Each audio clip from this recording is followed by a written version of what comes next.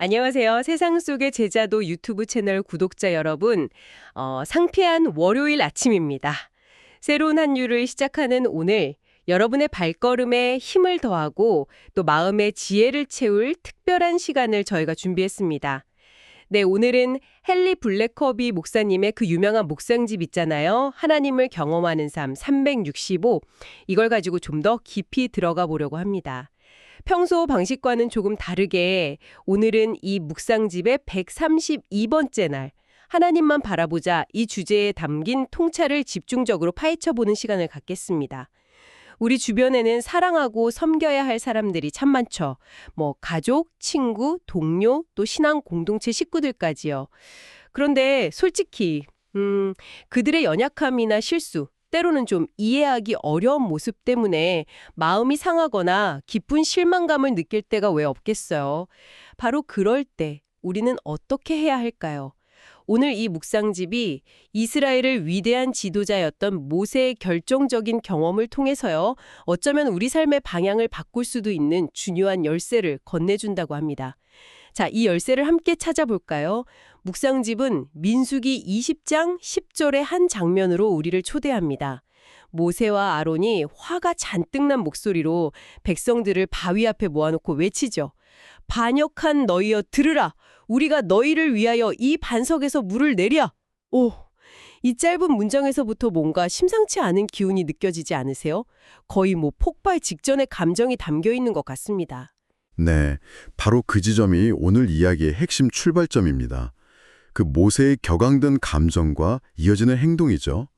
이 묵상집은 모세가 왜 그런 실수를 저질렀는지 그 근본 원인을 아주 정확하게 짚어냅니다.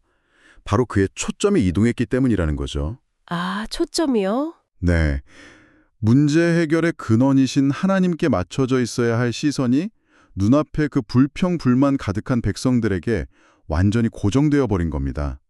그들의 완악함과 불신앙이 마치 전염병처럼 모세의 마음까지 흔들어 놓은 셈이죠. 그런데 이 묵상집은 이게 모세의 첫 번째 실수가 아니었다고 또 상기시켜 주더라고요. 혹시 기억하시는지 모르겠어요. 모세가 그 혈기왕성한 젊은 시절 자기 민족을 괴롭히는 애굽 사람을 보고 의분에 차서 자신의 힘으로 그를 죽였던 사건 말입니다. 출애굽기 2장에 나오죠? 아, 네네, 있었죠. 분명 동족을 돕겠다는 좋은 의도였을 텐데 그 결과는 어땠나요? 결과는 혹독했습니다. 자신의 힘과 판단을 의지한 행동의 대가는 40년이라는 긴 시간 동안 미디안 광야에서 양치기로 숨어 지내는 것이었죠. 40년이나요? 네, 여기서 우리가 주목해야 할 것은 단순히 행동 그 자체가 아니라 그 행동의 동기와 근원입니다. 모세의 열정 자체는 귀했지만 하나님의 때와 방법을 구하지 않고 자신의 의분과 힘으로 막 앞서 나갔을 때 결국 하나님의 큰 그림에서 벗어나 예상치 못한 길로 들어서게 된 거죠. 그렇군요. 그러니까 뜨거운 열정이나 좋은 의도만으로는 부족하다는 말씀이시네요. 누구의 힘으로 누구의 뜻을 따라 움직이는가, 이게 훨씬 더 중요하다는 거군요. 정확합니다. 이게 바로 하나님께 초점을 맞추는 것이 왜 그토록 중요한지에 대한 첫 번째 실마리가 되겠네요. 네, 자신의 능력이나 경험 혹은 눈앞의 상황에만 초점을 맞추는 순간 우리는 자신도 모르게 하나님의 계획과 방법에서 멀어질 위험에 처하게 됩니다. 선한 의도조차도 잘못된 결과를 낳을 수 있는 거죠. 이것이 모세의 젊은 시절 실수가 우리에게 주는 교훈입니다. 번으로 돌아와 보겠습니다. 광야 여정 막바지, 약속의 땅을 목전에 둔 시점인데 또 물이 없다고 백성들이 원망을 쏟아냅니다. 이제 정말 지긋지긋할 만도 하죠. 그렇죠.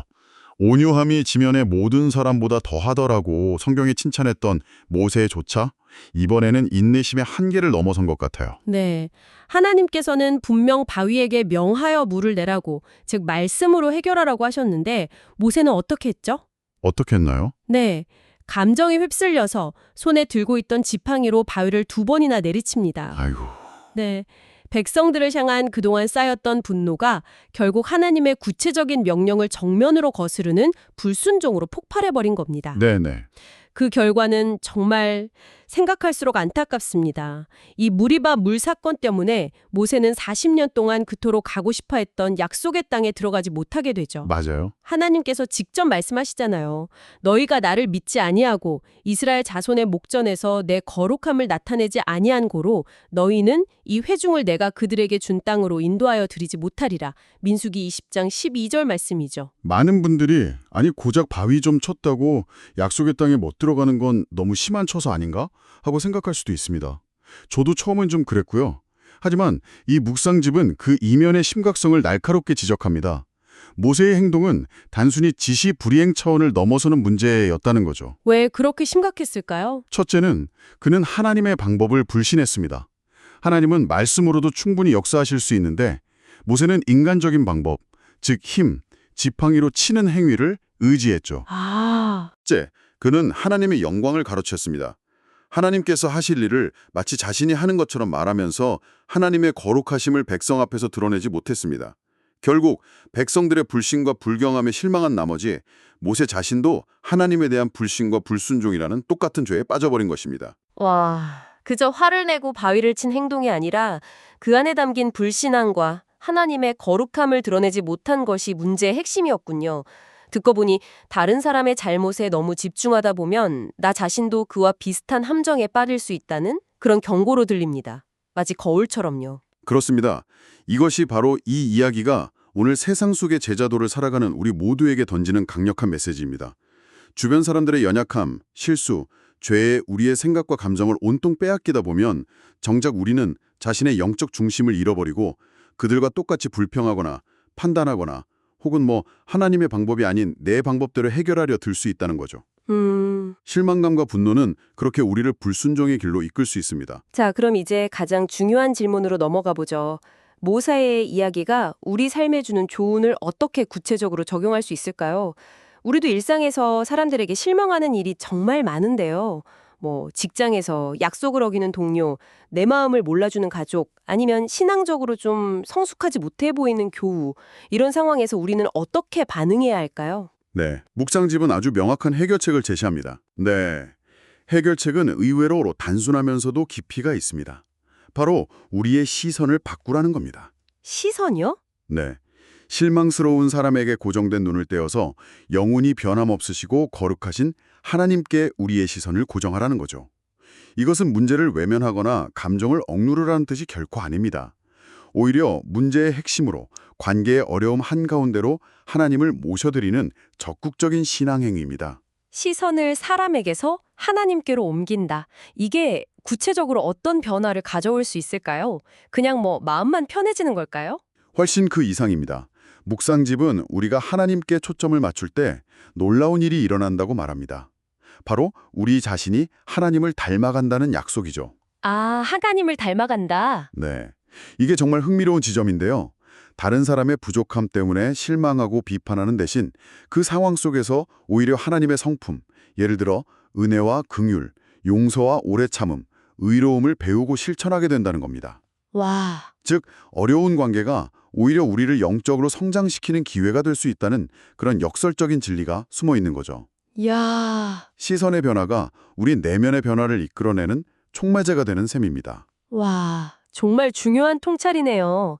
결국 내가 무엇을 바라보느냐가 내 생각과 감정뿐만 아니라 내 인격과 행동까지 빚어간다는 말씀이시군요. 맞습니다. 묵상집은 여기서 더 나아가 아주 실제적인 조언도 덧붙입니다.